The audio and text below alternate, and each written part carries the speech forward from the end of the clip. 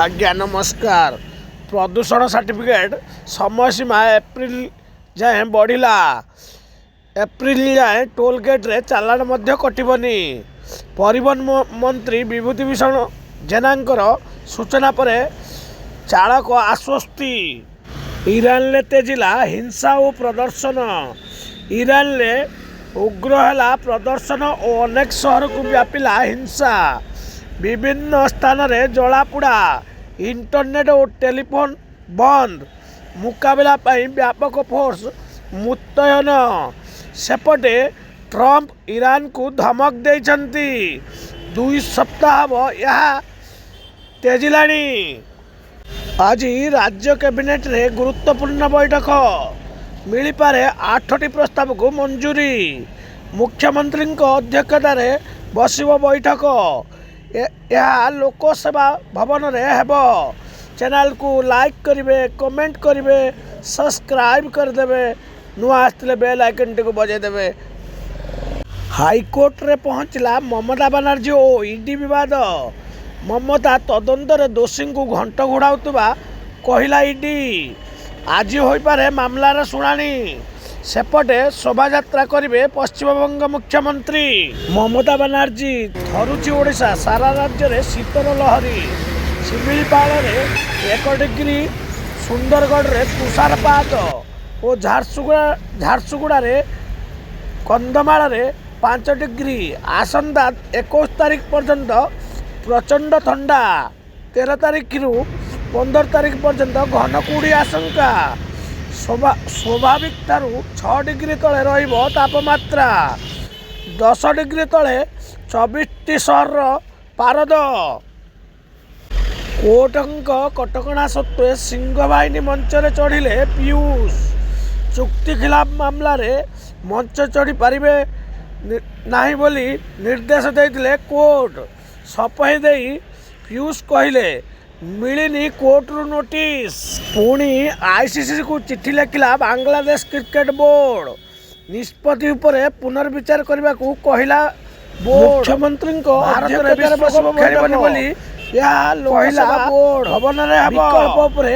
Appeal. Bangladesh cricket board प्रथम appeal करथिला ICC पाखरे जे भारत विश्वकप खेलबनी। आईसीसी मासे टाइम थिबारु आईसीसी बांग्लादेश क्रिकेट बोर्ड को यह प्रत्याख्यान कर देइतिला। किंतु फिर भी बांग्लादेश क्रिकेट बोर्ड आउ थे अपील करिछि जेमिति भारत विश्वकप खेलबनी। यह स्थानांतर पाई श्रीलंका को स्थानांतर पाई आईसीसी पाखरे अपील करिछि। द्वितीय थर अमेरिका और रूस मध्य उत्तेजना बढ़िला। युद्ध परिस्थिति आसी पहुँचला। जहाज थिले 3 भारतीय। तैलवाही जहाज जबत मामला। अमेरिका गतकाली उत्तर आटलांटिक सागर रे रूस पताका लगी एक तैलवाही जहाज जबत करुवार मस्को यह तीव्र विरोध करिछि। पालाटा जवाब रे अमेरिका जहाज को मध्य जबत पर पदक्षेप नियाजिबो बोली रूस घोषणा तीव्र उत्तेजनापूर्ण परिस्थिति सृष्टि करिछि। सूचनायोग्य वेनेजुएला सह जड़ित अमेरिका कटकणा उल्लंघन अभियोग रे यही जहाज को अमेरिका उपकूल बहु दूर अटका जाइथिला। यह वाशिंगटन और रूस मध्य एक नूतन विवाद सृष्टि करछि। विश्वव्यापी तैल प्रतिबंधक लागू करने को राष्ट्रपति डोनाल्ड ट्रंप आक्रमणात्मक उद्यम मध्य अमेरिकार सैन्य बाहिनी वेनेजुएला नेता निकोलस मादुरो को गिरफ्त करने किछि दिन पर यही जहाज जबत करा जाइछि। रूस यह को बेआईन बोली दर्शाई कहिछि जे यह आंतर्जातिक समुद्र आईन उल्लंघन करुछि। कोलंबिया राष्ट्रपति को व्हाइट हाउस निमंत्रण कले ट्रंप। अमेरिका राष्ट्रपति डोनाल्ड ट्रंप कोलंबिया राष्ट्रपति गुस्तावो पेट्रो को व्हाइट हाउस आसवा को निमंत्रण करिसेंती। ड्रग्स चोरा चालाण नहीं पेट्रो को धमक देवार किछि दिन पर ट्रंप तांको व्हाइट हाउस आसवा को निमंत्रण करिसेंती। वेनेजुएला राष्ट्रपति निकोलस मादुरो को बंदी करने पर ट्रंप जनवरी 3 तारीख पेट्रो को धमक देइथिले। ट्रंप द्वितीय थर अमेरिका राष्ट्रपति होगा पर प्रथम थर पर बुधवार पेट्रो सहित टेलीफोन माध्यम कथा होइतिले। ନିକଟ ଭବିଷ୍ୟତରେ ପେଟ୍ରୋଙ୍କୁ ଭେଟିବାକୁ ପ୍ରସ୍ତୁତି ଚାଲିଛି ବୋଲି ଟ୍ରମ୍ପ କହିଛନ୍ତି। ଚ୍ୟାନେଲକୁ ଲାଇକ୍ କରିବେ, ସବସ୍କ୍ରାଇବ୍ କରିବେ, ନୂଆ ଆସିଥିଲେ ବେଲ୍ ଆଇକନ୍ଟିକୁ ବଜାଇ ଦେବେ, କମେଣ୍ଟ ମଧ୍ୟ କରିବେ। ବିଶ୍ୱ ଜଳବାୟୁ ସହଯୋଗକୁ ଝଟକା। ଜାତିସଂଘ ଜଳବାୟୁ ସମ୍ମିଳନୀ ସମେତ 66ଟି ସଂଗଠନରୁ ଓହରିଗଲା ଆମେରିକା। ଭାରତର ପ୍ରତିନିଧିତ୍ୱ ଆଇଏସ୍ଏ ବି ଛାଡ଼ିଲା। ଆମେରିକା ରାଷ୍ଟ୍ରପତି ଡୋନାଲ୍ଡ ଟ୍ରମ୍ପ ଏକ କାର୍ଯ୍ୟକାରୀ ନିର୍ଦ୍ଦେଶନାମା ସ୍ୱାକ୍ଷର କରି ତାଙ୍କ ଦେଶ ଜାତିସଂଘ ଜଳବାୟୁ ସମ୍ମିଳନୀ ସମେତ 66ଟି ଆନ୍ତର୍ଜାତିକ ସଂଗଠନ ଚୁକ୍ତିରୁ ଓହରିଯିବା ଘୋଷଣା କରିଛନ୍ତି। ଏହାର ଅର୍ଥ ହେଉଛି ବିଶ୍ୱର ବୃହତ୍ତମ ପ୍ରଦୂଷଣକାରୀ ରାଷ୍ଟ୍ର ଆମେରିକା ବର୍ତ୍ତମାନ ବିଶ୍ୱ ଜଳବାୟୁ ପରିବର୍ତ୍ତନ ପ୍ରଶମନ ଚୁକ୍ତି ଓ ଜଳବାୟୁ ପରିବର୍ତ୍ତନର ବୈଜ୍ଞାନିକ ମୂଲ୍ୟାଙ୍କନକୁ ନିଜକୁ ସମ୍ପୂର୍ଣ୍ଣ ପ୍ରତ୍ୟାହାର କରିନେବ। ଅନ୍ୟ ଅର୍ଥରେ କହିବାକୁ ଗଲେ ଜଳବାୟୁ ପରିବର୍ତ୍ତନ ପ୍ରଶମନ ପାଇଁ ବିକାଶଶୀଳ ଦେଶମାନଙ୍କୁ ଆମେରିକା ଆଉ ଅର୍ଥ ଯୋଗାଇବ ନାହିଁ। ନ୍ୟୁଜିଲାଣ୍ଡ ଶୃଙ୍ଖଳାରୁ ବାଦ୍ ପଡ଼ିଲେ ଏସିଆ କପ୍ର ହିରୋ ତିଲକ ବର୍ମା। ତଳି ପେଟରେ ଭୀଷଣ ଯନ୍ତ୍ରଣା ପରେ ଅଣ୍ଡକୋଷରେ ଅସ୍ତ୍ରୋପଚାର କରାଇବାକୁ ବାଧ୍ୟ ହୋଇଥିଲେ ଭାରତୀୟ ଯୁବ ବ୍ୟାଟର ତିଲକ ବର୍ମା। ସେଥିପାଇଁ ସେ ନ୍ୟୁଜିଲାଣ୍ଡ ବିପକ୍ଷ ଘରୋଇ ଟି20 ଶୃଙ୍ଖଳାରୁ ବାଦ୍ ପଡ଼ିଛନ୍ତି। ବିସିସିଆଇ କିନ୍ତୁ ଏପର୍ଯ୍ୟନ୍ତ ତାଙ୍କ ବଦଳ ଖେଳାଳିଙ୍କ ନାଁ ସ୍ପଷ୍ଟ କରିନି। ସୂଚନା ଅନୁସାରେ ମଙ୍ଗଳବାର ତିଲକ ହାଇଦ୍ରାବାଦ ବେଙ୍ଗଲ ବିପକ୍ଷ ବିଜୟ ହଜାରେ ଟ୍ରଫି ମ୍ୟାଚ୍ରେ ହାଇଦ୍ରାବାଦର ପ୍ରତିନିଧିତ୍ୱ କରିଥିଲେ। ରାଜକୋଟରେ ଆଉ ଏକ ମ୍ୟାଚ୍ ଖେଳିବା ପାଇଁ ଯାଇଥିବା ବେଳେ ତଳି ପେଟରେ ଭୀଷଣ ଯନ୍ତ୍ରଣା ଅନୁଭବ କରିଥିଲେ। ସିଟି ସ୍କାନ୍ ପରେ ଡାକ୍ତର ମାନେ ତାଙ୍କୁ ଅଣ୍ଡକୋଷରେ ତୁରନ୍ତ ଅସ୍ତ୍ରୋପଚାର କରିବାକୁ ପରାମର୍ଶ ଦେଇଥିଲେ। ଫଳରେ ପୁରା ସୁସ୍ଥ ହେବା ପାଇଁ ତାଙ୍କୁ 3 ରୁ 4 ସପ୍ତାହ ସମୟ ଲାଗିବ। ତେବେ ଫେବୃଆରୀ 7ରେ ଖେଳାଯିବାକୁ ଥିବା ଆମେରିକା ବିପକ୍ଷ ଟି20 ବିଶ୍ୱକପ୍ ଉଦ୍ଘାଟନୀ ମ୍ୟାଚ୍ ବେଳକୁ ସେ ପୁରା ଫିଟ୍ ହୋଇଯାଇଥିବାର ଯଥେଷ୍ଟ ସମ୍ଭାବନା ରହିଛି। ଚ୍ୟାନେଲକୁ ଲାଇକ୍ କରିବେ, ସବସ୍କ୍ରାଇବ୍ କରିବେ, ନୂଆ ଆସିଥିଲେ ବେଲ୍ ଆଇକନ୍ଟିକୁ ବଜାଇ ଦେବେ, କମେଣ୍ଟ ମଧ୍ୟ କରିବେ। ବିକ୍ରମ ରାଠୋର ହେଲେ ଶ୍ରୀଲଙ୍କାର ବ୍ୟାଟିଂ ପ୍ରଶିକ୍ଷକ। ଫେବୃଆରୀ 7ରୁ ଭାରତ ଓ ଶ୍ରୀଲଙ୍କାରେ ହେବାକୁ ଥିବା ଟି20 ବିଶ୍ୱକପ୍ ପୂର୍ବରୁ ଶ୍ରୀଲଙ୍କା ନୂଆ ବ୍ୟାଟିଂ ପ୍ରଶିକ୍ଷକ ନିଯୁକ୍ତି କରିଛି।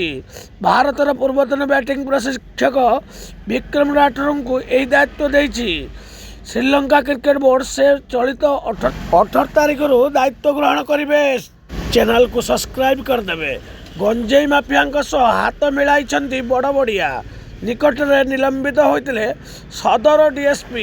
କନ୍ଧମାଳ ଜିଲ୍ଲାରେ ବେଆଇନ ଗଞ୍ଜେଇ ଚାଷ ଓ ବ୍ୟବସାୟ ସାଙ୍ଗକୁ ଚୋରା ଚାଲାଣ ଦିନକୁ ଦିନ ଚିନ୍ତାଜନକ ଭାବେ ବଢ଼ିଛି। ବେଆଇନ ଗଞ୍ଜେଇ ବ୍ୟବସାୟ କରି ବହୁ ମାଫିଆ ଅନୈତିକ ଉପାୟରେ ବିପୁଳ ପରିମାଣରେ ଅର୍ଥ ରୋଜଗାର କରୁଛନ୍ତି।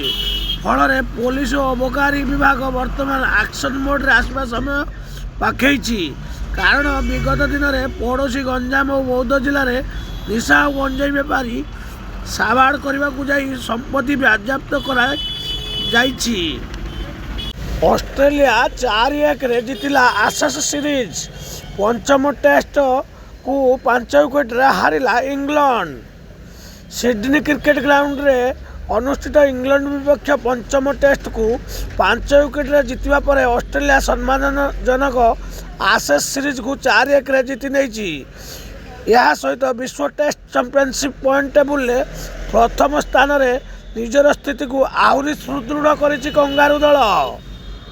ସଡ଼କ ଦୁର୍ଘଟଣାରେ ଆହତଙ୍କ ଚିକିତ୍ସା ପାଇଁ ସରକାର ଦେବେ 1.5 ଲକ୍ଷ। ପିଏମ୍ ରାହତ ଯୋଜନା ଲାଗୁ ହେବ। କେନ୍ଦ୍ର ସରକାର ବି କରିବେ ସଡ଼କ ସୁରକ୍ଷା ମିତ୍ର। ଏଣିକି ସଡ଼କ ଦୁର୍ଘଟଣାରେ କେହି ଆହତ ହେଲେ ତାଙ୍କୁ ଘରୋଇ ଓ ସରକାରୀ ଡାକ୍ତରଖାନାରେ ତୁରନ୍ତ ଚିକିତ୍ସା ଯୋଗାଇ ଦିଆଯିବ। ଏଥିପାଇଁ ଡାକ୍ତରଖାନାରେ କର୍ତ୍ତୃପକ୍ଷ କୌଣସି ଅର୍ଥ ଦାବି କରିବେନି।